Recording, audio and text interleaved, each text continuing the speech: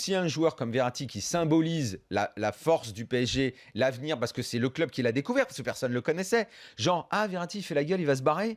Ah, ça va être la honte pour nous, on va dire qu'on n'a pas su le retenir.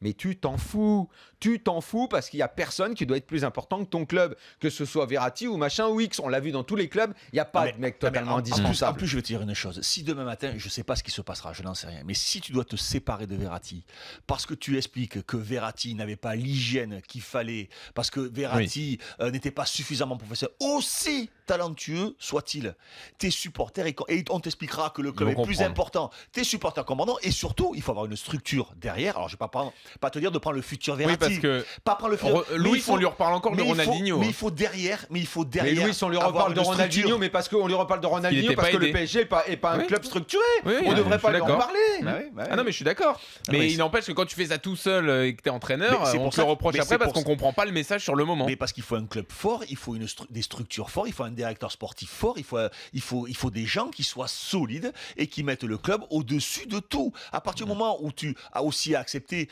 que les joueurs appellent directement le président sans passer par le coach, tu as fragilisé ton coach déjà dans un premier temps. Voilà, ils ont fait les choses à l'envers. C'est pour ça que moi je dis qu'aujourd'hui le premier responsable de tout ça, parce que c'est lui qui décide, en plus avec des moyens illimités. Quand tu as des moyens, quand tu n'as pas beaucoup de moyens, mais tu composes, tu essaies de faire le mieux possible, tu as aussi un budget à gérer, tu as un rôle économique à avoir. Et là, il y a des moyens illimités. C'est Nasser. Nasser, il est responsable de tout ça. Mais là, c'est simple. Tu commences par foutre Aurier, placard pour ce que tu as fait. Terminé. Verratti, l'agent, tu le convoques dans le bureau. Toi, je t'entends plus.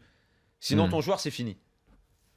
C'est pas si compliqué que ça. Parce qu'il va falloir juste avoir du courage. Les mettre les millions pour Verratti. Alors je dis bien évidemment, il est demandé, donc on va les mettre les millions. Mais franchement, je me demande moi si le PSG commence à communiquer tout ce qu'ils savent sur lui, parce qu'évidemment Verratti, quand il va se barrer à la Juve ou à Barça et tout, ce sera fini. Là, ils vont le tenir à carreau. Oui, évidemment qu'ils vont le tenir à carreau. Et lui aussi aura peut-être un autre comportement. Ils vont faire attention et tout. Et parce que c'est toujours la même histoire.